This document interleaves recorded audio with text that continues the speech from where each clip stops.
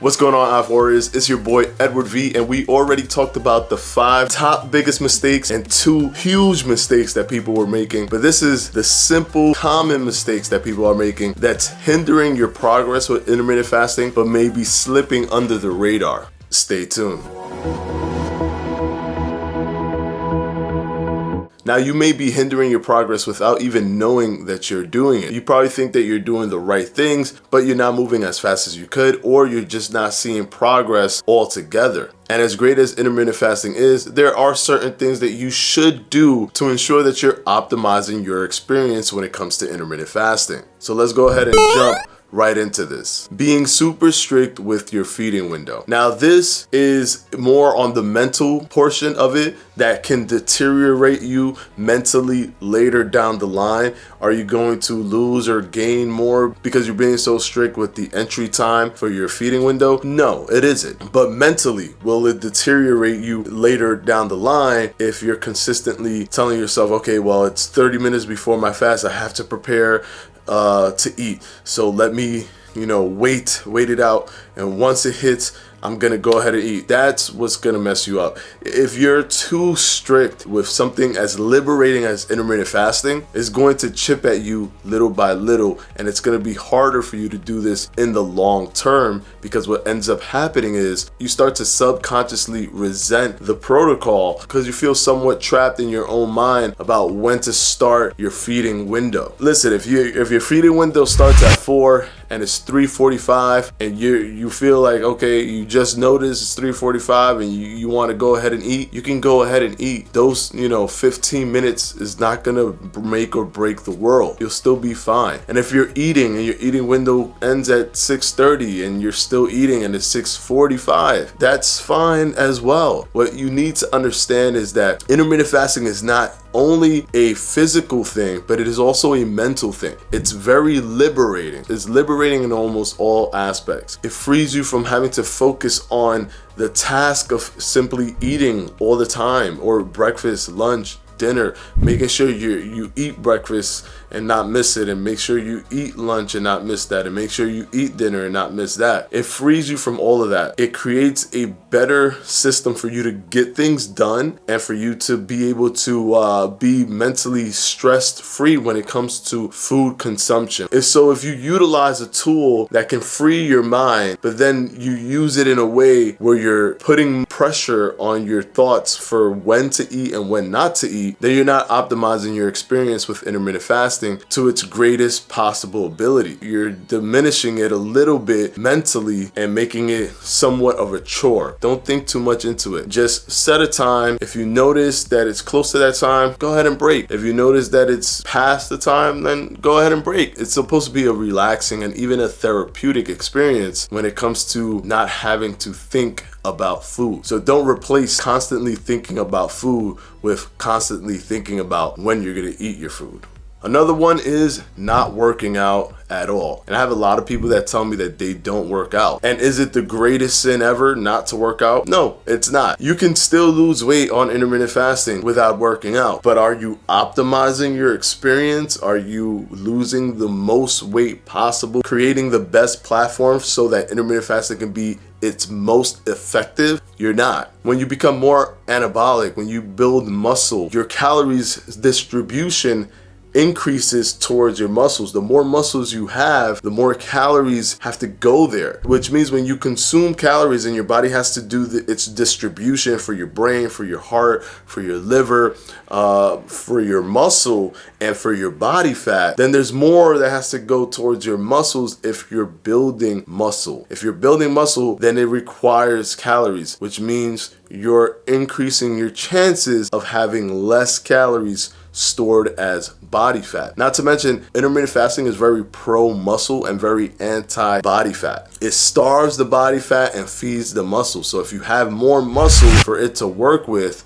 it's much better for you. This does not mean to go to the gym and work out like crazy and you have to get a gym membership. Doesn't mean that. Simple push-ups per day, pull-ups, jump rope, running, just creating movement, of resistance. You can do it at home. You don't need to go to a gym, but just creating a routine of working out will definitely assist you in creating the best possible experience when intermittent fasting. Another one that seems very obscure, but people do this because of the intensity of fasting for longer periods of time, disregarding the 16-8 method and how powerful that can be for you. Now, the 16-8 method is extremely powerful, and the reason it's powerful is because anyone who has never fasted before has the ability to enter intermittent fasting and be successful in the long term when they start with the 16-8 method. If you start right off the jump doing the warrior diet, you may fail because to you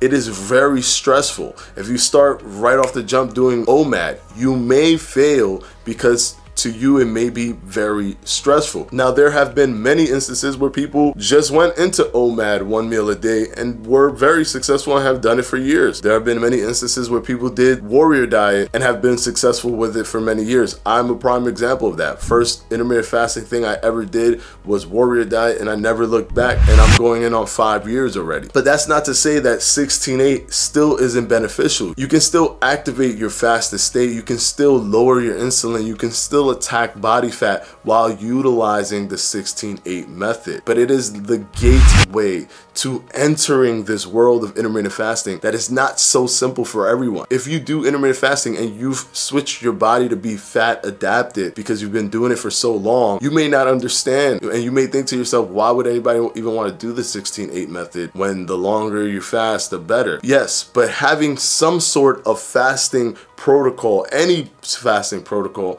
is still better than no fasting protocol at all. So embrace the 16-8 method. Do not be ashamed of the 16-8 method. Don't be someone who does the 16-8 method and then feel that, you can't do the 20, so you might as well just quit because everybody's harping on you because 16-8 is such a weak-minded intermittent fasting protocol. No, 16-8 can still be very effective, and if it fits your lifestyle and your comfort, it is the best system to use, because the most important thing when it's all said and done is simply, can you do this for the rest of your life? Because if you're doing the warrior diet, if you're doing 1 meal a day and you can't answer that question as yes, then you're just doomed to fail in the long run. Do the 16-8, get comfortable with the fasting regimen, and then make a decision if you want to extend your fasting window or if you just want to stay here because it's much more comfortable for you and you know that you can pull this off forever. And I'm going to talk about one more simple mistake that is ruining your progress with intermittent fasting, and that is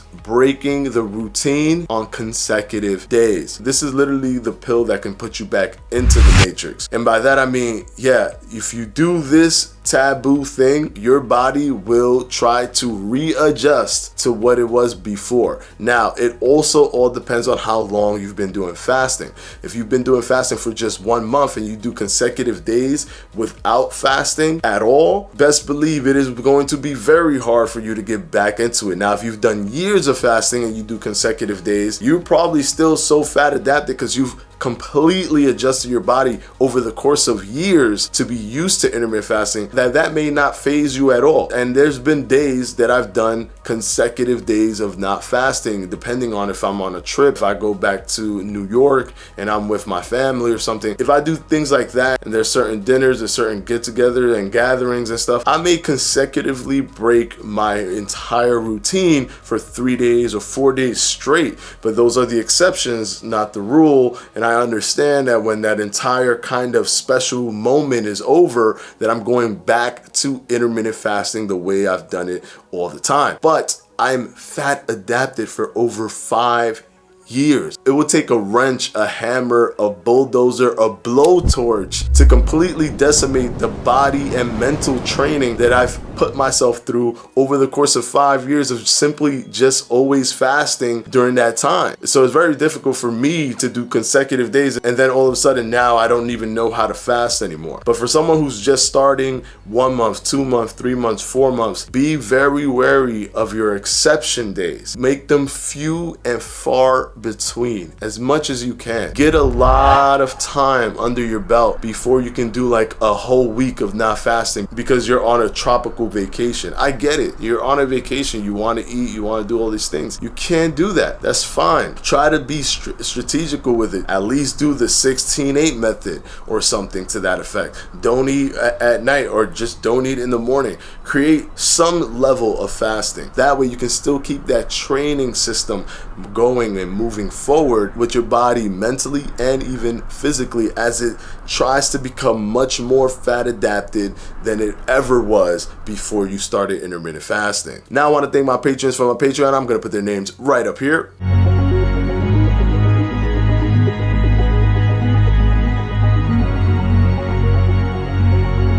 See you guys on Wednesday for another FAQ. Peace!